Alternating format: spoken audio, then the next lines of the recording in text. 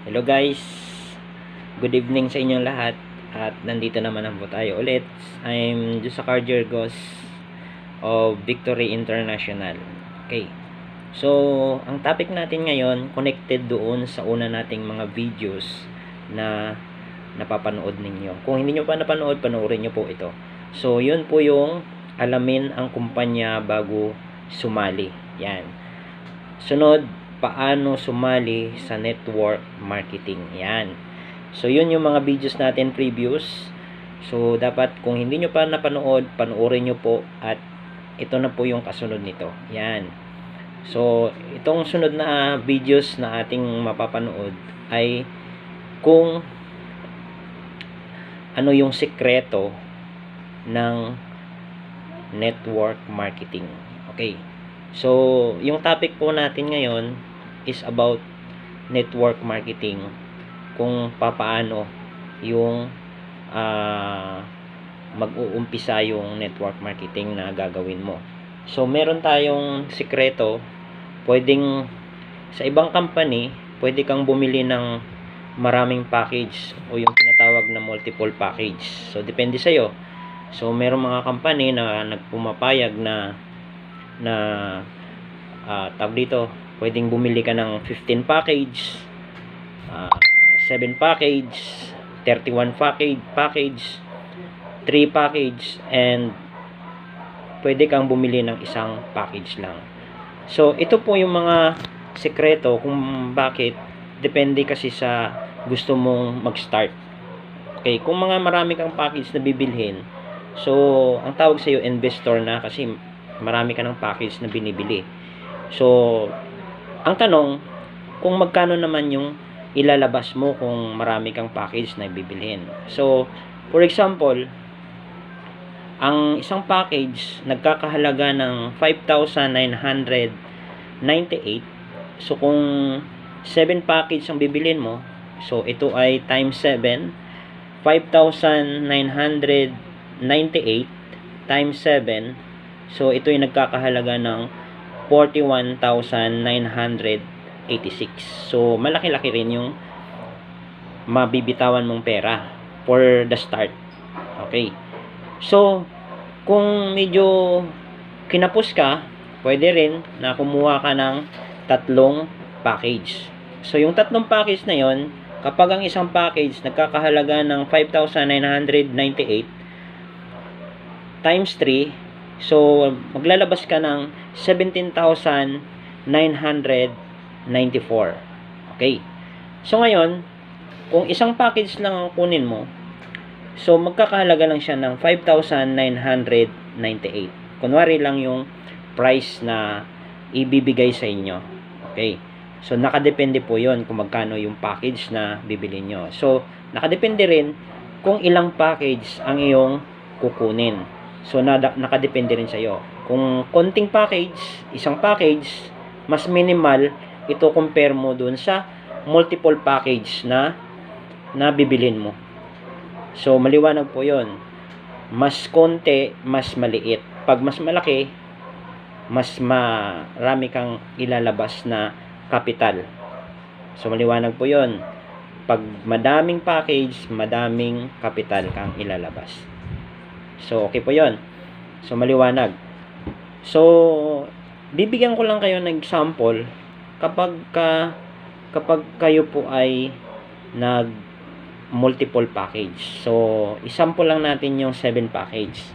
So, 7 package, medyo matrabaho po ito kasi 7 package po yung binili ninyo. So, for example, meron kang mga kakilala na nag-join sa'yo, mga kaibigan. So, kailangan mo pa i-categorize yung mga kaibigan mo kung sila ba'y magkamag-anak, magkabarkada, o kaya hindi na sila magkakilala. Kaya, ang mangyayari dyan, inihiwa-hiwalay mo yung mga kakilala mo at saka hindi mo kakilala. Kasi kung hindi mo alam kung anong gagawin mo, kunwari, pinaghalo-halo mo lang yung mga kakilala mo at hindi mo kakilala, yun po yung disadvantage kapag ikaw ay bumili ng multiple package. Kasi mamaya kapag ang magkakilala mo si A at saka si B magkakilala. Ang ginawa mo, nilagay mo si A sa right mo, tapos si B sa left mo. So ang mangyayari doon, dahil sila ay magkakilalang dalawa, ang nangyayari, nag-aagawan sila ng prospect o kaya yung mga gusto nilang papajoinin. Kasi malamang ang kakilala ni A magiging kakilala rin ni B. So ang mangyayari doon, mag-aaway sila. So kailangan kilalanin mo yung lahat ng tao na papasalihin mo, na kailangan sila dalawa, kunwari magkakumpare. Pag sila magkakumpare, wag mo silang ihiwalay kasi magkumpare sila. Mamaya pag hiniwalay mo yung dalawa na yan, baka mag-away lang dahil sa isang tao, di ba? So kailangan ang gagawin mo po ay isang linya mo lang. Okay, kung ikaw ay isang network marketer, alam mo yung gagawin mo.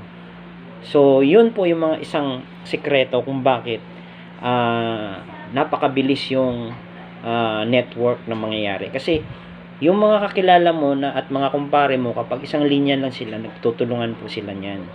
Okay.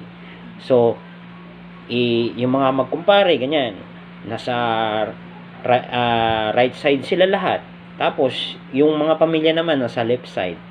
So, iba naman yung pamilya kaysa mga kumpare lang. So, doon po malalaman at doon nyo ma-segregate yung kakilala, at in long term or sa mahabang panahon na ikaw ay nagne-network, ang mangyayari, may papasok din kayong hindi kakilala. So ngayon, yung mga hindi mo kakilala, isi-separate mo rin sila. So kung maari nga, yung mga hindi mo kakilala at sumali, tatanungin mo sila kung sino yung kakilala nilang mga sumali sa iyo, para at least aware ka kung saan mo sila ilalagay, ipupwesto. So dapat alam mo kung saan sila nakapwesto. Okay. So maliwanag po. Ang ating gagawin, i-separate or segregate or iatado natin yung mga tao under your line para magiging maganda ang takbo ng iyong network. Okay? So, pagka hindi maganda ang simula mo, kunwari, mga kumpare mo, hindi mo sila pinagsama-sama, ang mangyayari doon, magkaagawan. Magiging unhealthy yung network mo. So, darating ang time, matatagalan kayong lumaki dahil sa ganong sitwasyon. Okay? So, yun lang po ang sikreto na dapat bigyan ng pansin kung kapag kayo ay naging networker. Okay po? So, yun po yung mga tips kung bakit yung ibang networker mabilis silang lumaki, kasi lahat ng kamag-anak nila pinagsama-sama, lahat ng kumpare pinagsama-sama, yung hindi kakilala pinagsama-sama, yun po. Kaya lumago agad ang network. Kaya mabilis lumaki yung kanilang network. Okay po? So, yun po yung isa sa mga sikreto kung bakit mabilis yung paglaki ng grupo. Yan. So, maliwanag po yung ating topic ngayon. So, ano yung sikreto kung bakit mabilis lumago or lumaki ang grupo dito sa network marketing? Okay. So, yung mga networker dyan na halos hindi na kumikita dahil nga sinasabi paunahan, 'di ba? Paunahan. Pag ikaw ay nauna, hindi naman garantiya na ikaw agad ay yayaman. Hindi naman. Hindi sinasabi yun na una ka, yayaman ka agad. Never. Hindi po 'yon. Ang sikreto dito, para ikaw ay lumaki yung kita mo, dapat ikaw ay merong network left and right. Yon, left and right. Paano yon? Left and right. So kung puro ka lang left, wala ka rin kita kasi wala kang right. Kung wala kang kunwari ikaw naman ay puro right lang, wala kang left, wala ka rin kita. So ang labanan dito, sipagan din. Dapat kailangan ka maging masipag. Masipag kang maghanap ng A mo, or sa right mo, at masipag ka rin maghanap ng left mo. Yun. Ang maganda dito, kapag ka meron ka ng mga leaders or nakikitang mga potential leaders, pwede mo silang turuan kung paano mo i-manage yung grupo mo. Yun yung maganda dito. Tuturuan mo yung left and right mo para lumago sila, lumago Okay. So, sa tingin nyo, ano yung pinaka the best na bibilihin mo kapag ikaw ay nag-uumpisa? 1 account, 3 accounts, 7 accounts. Okay? So, bibigyan ko lang kayo ng tips kung bakit yung ibang network marketer medyo mabagal ang paglumaki, dahil siyempre sa pag sinabing multiple accounts, kasi pag multiple accounts, malaki ang may disadvantage, may advantage din. Kapag sinabing multiple accounts, yun ay tawag dito, marami kang tatrabawin. Multiple accounts, marami kang tatrabawin. So kung minsan napapabayaan mo na yung iba mong mga downlines, ayun, pag napabayaan mo yung isang downlines, kung minsan siyempre iba-ibang tao, merong mga balat sibuyas, madamdamin. Pag sinabing hindi na siya sinusuportahan ng upline niya, madamdamin. Kaya pagka hindi na siya, napabayaan na siya, hindi na siya gumagalaw, ang nangyayari, nagki-quit. So pag umalis na siya, wala na. So ang mangyayari doon, kaya kung minsan hindi naman advisable na magiging multiple accounts ka. Yun po yung sikreto doon. So kailangan lang po talaga hindi na paramihan ng account. So mapalad kami na dito sa bago naming company na salihan, yung sinalihan namin is 1 account policy lang. Okay? So pag 1 account policy, isa lang yung tatrabawin mo. 'Di ba? So never si upline ang magpabaya sa under the organization, kasi pag may na-invite si upline, wala siyang magagawa kundi sa ilalim ni downline ang bagsak ng kanyang mai-invite. Kaya yun yung tinatawag na tulungan system na. So napakadali lang, kasi walang choice si upline. Wala naman kasi dugtungan pataas, kundi dugtungan tayo pa baba. So ang mangyayari diyan, maaaring matutulungan ni upline yung mga downlines dahil wala na siyang choice, kundi lahat ng mga na-invite niya sa ilalim rin ng downline. So pag mangyari yun, lahat sila masaya. Ang mangyayari din, walang una, walang nahuli. Kasi bakit? Sabay-sabay lang, isang account lang sabay-sabay lang. Kung ano yung kinikita ni upline, yun din ang kinikita ni downline. Yun po yung sikreto kung bakit napakabilis dito sa 1 account policy. Yan, 1 account policy. So hindi na kailangan na dumami yung account mo para kumita ng malaki. Tama naman, malaki naman ang kinikita mo, kaso nga lang napakabigat na trabaho. Marami kang tatrabawin kasi may iba-iba kang mga linya So kapag 1 account lang, isang linya lang ang gagawin mo.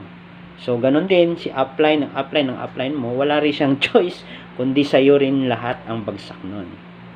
So lahat sila masaya, lahat kumita, pantay-pantay. Isang account policy, yun the best para sa akin na nakikita ko sa network marketing. So walang choice si upline kundi ibagsak yung mga na-invite sa ilalim ni downlines. So lahat kumita, lahat masaya.